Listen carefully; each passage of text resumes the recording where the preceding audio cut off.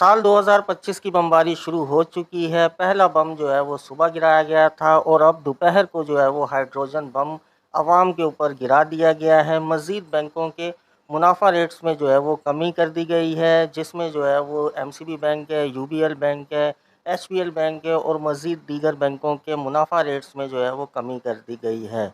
अब आपको साल 2025 में कितना मुनाफा मिलेगा, बाकी सारी तफसील आज की इस वीडियो को एंड तक लाजमी देखिएगा। हेलो एंड वेलकम, मैं हूं अंसर शहजाद। आप देख रहे हैं टेक्निकल शिस्तू। अगर आपने हमारा चैनल अभी तक सब्सक्राइब नहीं किया तो अभी सब्सक्राइब कर लें और बेल नोटिफिकेशन को ऑन कर लें ताकि नेक्स्ट आने वाली वीडियोस का नोटिफिकेशन आपको टाइम से मिलता रहे। साल 2025 शुरू होते ही मुनाफा रेट्स में जो है वो मज़ीद कमी कर दी गई है। सबसे पहले बात कर लेते हैं एचबीएल बैंक की।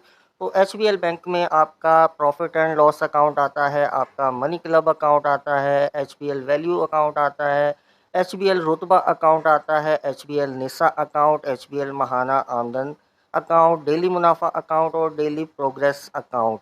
तो इन तमाम बैंकों के मुनाफा रेट्स जो है वो सिंपल 11.50% कर दिए गए हैं और जो इनके अफेक्टिव प्रॉफिट की परसेंटेज थी उसमें जो है वो 11.83% प्रॉफिट की परसेंटेज जो है वो कर दी गई है। पहले जो था वो इनके डिफरेंट थे, लेकिन अब इन तमाम अकाउंट के मुनाफा रेट्स जो है वो एक जैसे कर दिए गए हैं। अब चाहे वो सिंपल हो या चाहे वो आपका अफेक्टिव प्रॉफिट की परसेंटेज हो।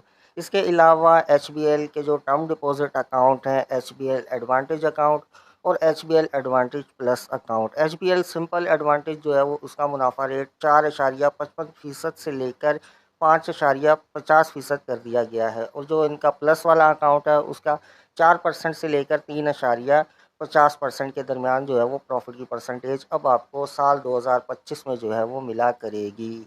इसके अलावा बात कर लेते हैं यूबीएल बैंक की। यूबीएल बैंक का जो आसान या तेज़ रफ्तार या यूबीएल इंस्टीट्यूशनल सेविंग अकाउंट है या यूनी प्लस है या यूनी है या महाना आमदन सेविंग अकाउंट है या इन्वेस्टमेंट अकाउंट है या ज़िंदगी अकाउंट है, इनके तमाम के मुनाफा रेट्स जो है वो 11.50% कर दिए गए हैं। इसके अलावा इनके जो टर्म डिपॉजिट अकाउंट हैं उनके अंदर प्रॉफिट की परसेंटेज जो है वो 7.50% से लेकर 11% तक कर दी गई है। यूबीएल बैंक ने भी जो है वो मुनाफा रेट्स में मज़ीद कमी कर दी गई है और इतनी ज़्यादा कमी की है, टर्म डिपॉजिट वाले अकाउंट तो वैसे किसी काम के नहीं रह गए अब तो।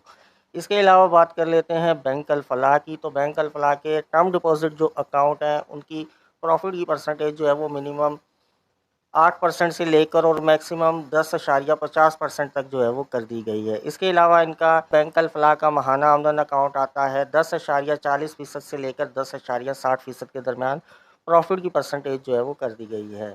मज़ीद बात कर लेते हैं इनके टर्म डिपॉजिट अकाउंट की। तो 9.30% से लेकर 11% के दरमियान में जो है वो प्रॉफिट की परसेंटेज कर दी गई है।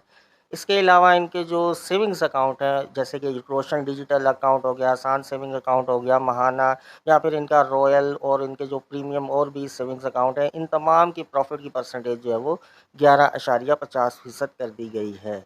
इसके अलावा हम बात कर लेते हैं एमसीबी बैंक की। तो एमसीबी बैंक के जो फॉरेन करेंसीज के अकाउंट हैं उनके मुनाफा रेट्स जो है वो 0.01% जो है वो कर दिए गए हैं। टर्म डिपॉजिट अकाउंट की बात करें तो 7.15% से लेकर 8.82% के दरमियान कर दिया गया है। मज़ीद बात कर लेते हैं सेविंग्स अकाउंट, जो आपके सिंपल सेविंग्स अकाउंट आते हैं। अब आपका एमसीबी बैंक में अगर 365 अकाउंट है या गोल्ड अकाउंट है या स्मार्ट सैलरी अकाउंट है या फिर आपका पेंशन अकाउंट है या सीनियर सिटीज़न अकाउंट है, उन तमाम के ऊपर जो है वो अब आपको 11.50% प्रॉफिट की परसेंटेज मिला करेगी। प्रॉफिट की कैलकुलेशन कुछ इस तरह से होगी कि अगर आपके पास 1 लाख की अमाउंट है तो अब आपको कितना मुनाफा मिला करेगा। तो हम जो है वो 11.50% जो है वो अप्लाई कर देंगे। हमारे सामने 11,500 की अमाउंट आ जाएगी, 12 से तकसीम कर देंगे, 958 की अमाउंट आ जाएगी। फाइलर हुए 15%, नॉन फाइलर हुए 35%।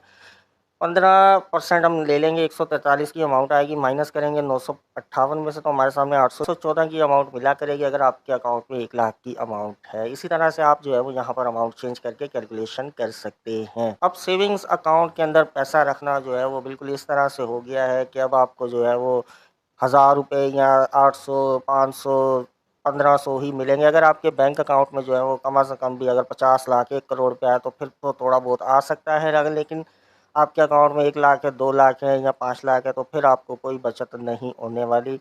हाँ, ये हो सकता है कि अगर आप जो है वो बाकी कई जगह पर जो है वो इन्वेस्टमेंट नहीं कर सकते हैं या आपको पता ही नहीं है या आप बिल्कुल ही नादान हैं, आपको नहीं आती है ट्रेडिंग या आपको नहीं आता है प्रॉपर्टी में इन्वेस्ट करना या आपको जो है वो फ्रॉड मिलते हैं प्रॉपर्टीज़ में जैसे होते हैं फ्रॉड, तो आपके लिए ये सेविंग्स अकाउंट पर डिपेंडेंट ही रह सकते हैं। तो फिर तो आप सेविंग्स अकाउंट में पैसा रखें तो आपको जितना आ रहा है उतना ले सकते हैं। तो ये थी आज की वीडियो अगर इन्फॉर्मेटिव लगी हो तो वीडियो को लाइक कीजिएगा, चैनल पर नए हैं तो चैनल को फ़ौरन सब्सक्राइब कीजिएगा। मिलते हैं किसी और वीडियो के साथ, तब तक के लिए अल्लाह हाफ़िज़।